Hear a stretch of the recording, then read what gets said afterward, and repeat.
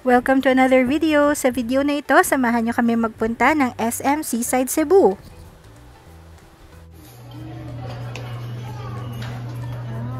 Ito yung fried chicken.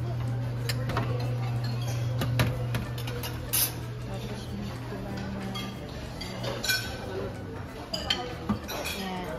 Silang longganisa. Danggit pala. And then arroz caldo. Ito yung egg section nila. Sunny side, omelette, scrambled, fried.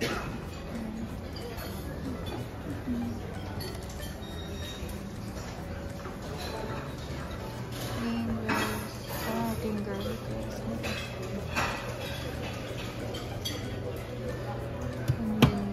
And then, ito yung fruit section nila. Meron silang watermelon, yellow watermelon, another for watermelon lang pala. Cereal section, drinks nila, pineapple juice and cucumber lemonade, and then cold cuts.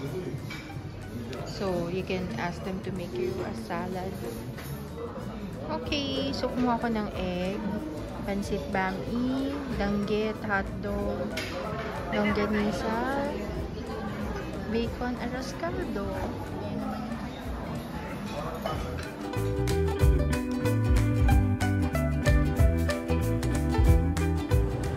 Hello!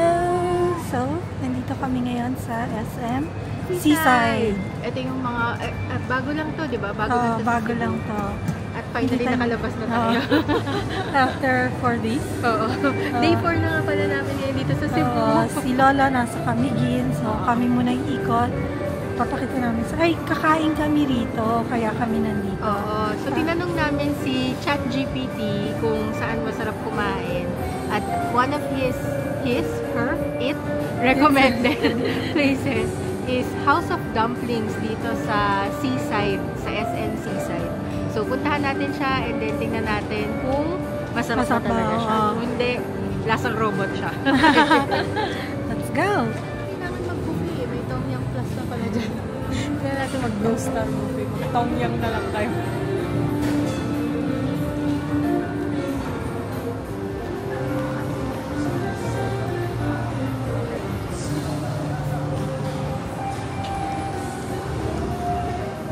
So we asked ChatGPT what to do here in Seaside, SM Seaside. So ito yung sinuggest niya. Punta muna daw tayo ng Sky Park, which is located sa taas, sa rooftop. Sige, let's go.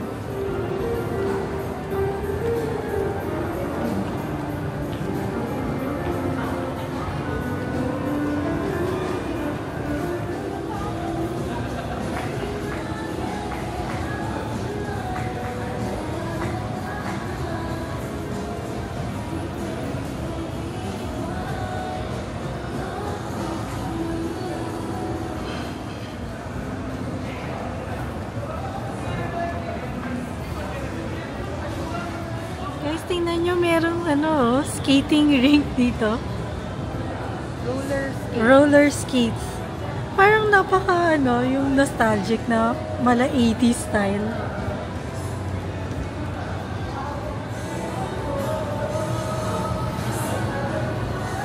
Dami palang kainan dito, grabe. First impression, sobrang daming choices. Parang hindi mo alam kung saan kakakain. Pero akitin muna namin yung Sky Park bago tayo kumain.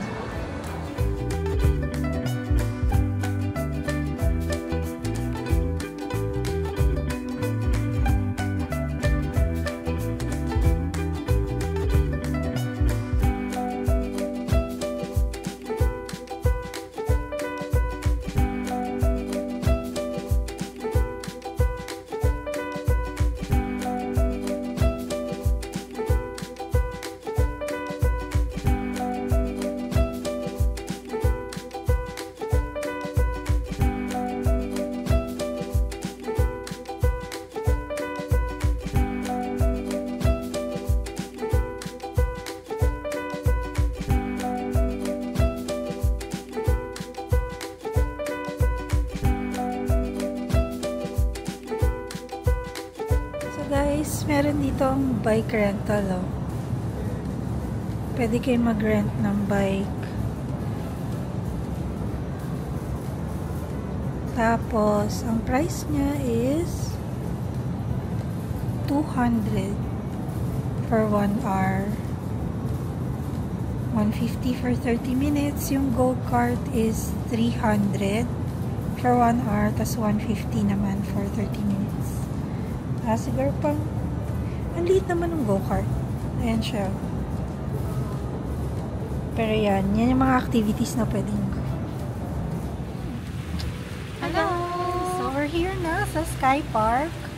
Nasa 3rd level lang siya, so mabilis lang, akit-akit lang naman na escalator eh. Tingnan After yung yung cyber zone, tas may mga sign naman. So, makikita niyo yung parang Kids Paradise. Nasa right lang siya, side. gilid lang siya. Ayan! So, ito na. May park dito sa sa rooftop ng SM Seaside. So, ganito siya para sa pwede ka maglakad-lakad lang. Papakita namin sa inyo yung anong makikita dito sa Sky Park. Thank you nga pala sa lahat ng nanonood ng videos ng Traveling Lola. If you like our video, don't forget to subscribe to our channel to help our channel grow. You can also share our videos to your family and friends if they like food and travel videos, especially if they travel with senior citizens.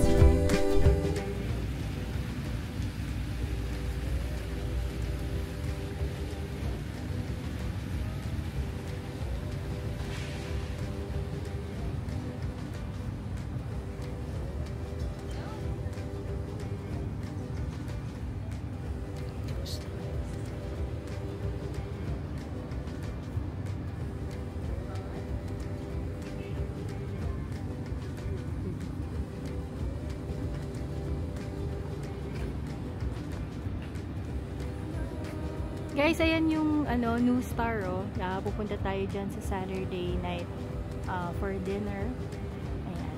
Yan yung parang casino hotel din. Correct. So, parang meron lang walkway dito. Pwede ka maglakad. Buti makulimlim ngayon, no? Oo. Kasi kung super init, intense to. Walang pupunta dito.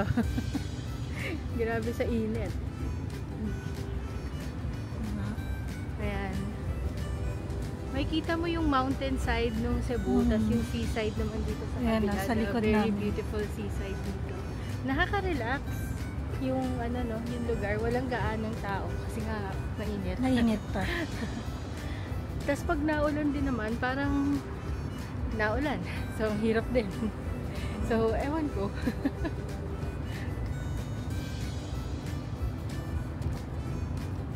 Saglit lang yun kasi hanggang events place lang ata. I don't even know what that is.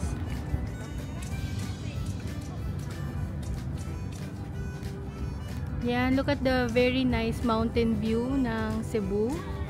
Ang ganda, di ba? Tapos parang may open space siya dito sa may gitna. Parang stage siguro kapag may mga performance. Kaya tayo, para makita natin yung view from a height. Ayan, ganyan siya. May mga ilaw-ilaw siya siguro pag gabi, no? Maganda siya pag gabi. Meron din siyang playground for kids. Ayan.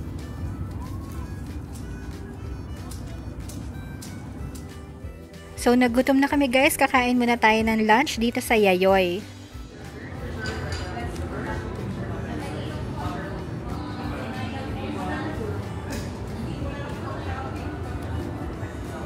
Ang dami nilang choices. Grabe. I don't know what to choose. Ano kaya masarap dito?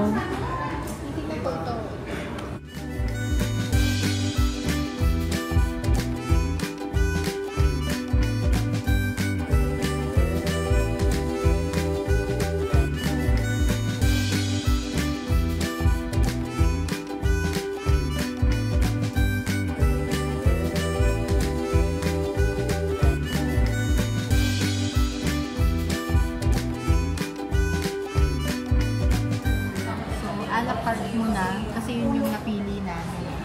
And then ang gusto natin is ano nga yun? Misukatsu ba yun? Yes. Misukatsu. Oo. So, Confirm? confirm. Okay, so tapos na kami kumain sa Yayoi. And anong final thoughts natin sa Yayoi? Okay naman yung taste nila. As in, yung maki nila masarap. May lasa. Yung mga rolls nila may lasa. Oo. Masarap din yung meal na nakuha natin. Yung, Oo. Katsu, Katsu at saka yung... toji, something. Oo. Masarap siya. Wala kaming rice. Sarap yung pag may rice. Oo. Kaya tinake out muna namin. Kasi bilhin lang kami ng rice later. Kasi parang ang sarap niya sa kanin. Kasi hindi kami nag-set meal. Madaming mga set meal. I think Yayoi is really famous for yung mga bento. But hindi kami nagbento eh. So, not sure kung mali yung ginawa namin. Ayan. Kasi gusto din namin magmaki. Kaya gano'n. So, marami kaming gustong i-try. So, pag bento, one meal per person lang. Parang may soup ka na, may gusto namin mag-try pa ng iba. Ayun. So, sa 4 na meals na in-order namin, ang total price natin is 1,991 pesos. So, for 2 people na yun. Ayan. We're done with lunch. Nag-done din kami mag-shopping. Nag-shopping kami, tapos kumain kami. May take-out na. Sa Uniqlo. Forever Uniqlo. So, anong final thoughts muna natin sa SMC side nila? Ang laki niya, in fairness. Tsaka marami rin siyang mga restaurants na wala sa Manila. Oo. Sarap i-try. Pero, ang kinainan namin, dapat kakain kami sa Harbor City, yung dumplings. Kaso sabi niya, yung reviews niya, Ang baba. mababa daw. So, nag-ikot kami. May nakita kaming Yayoi sa Japanese restaurant. Masarap siya, guys. Ang sarap niya. Yung, wala kasi yun malapit sa area namin. Ang pinaka-closest would be MOA na yun. Yeah. So, masaya pala na na-try natin dito sa SM Seaside, Cebu. Tapos, madami ding mga shops. Ang daming pwedeng mong pag-shoppingan. Ang laki ng mga stores nila. Oo, ang laki ng stores Yung mga boutique nila, hindi masikip. May space. So, maluwag siya. Although today is a weekday, parang in the beginning, parang ang walang tao. Ngayon, medyo dumami na kasi after lunch. Pero very good, very nice mall. Modern naman lahat. Malinis naman yung area, malinis din yung mga restroom nila. So, sana kung makapunta kayo dito sa Cebu, makita niyo din itong SM Seaside.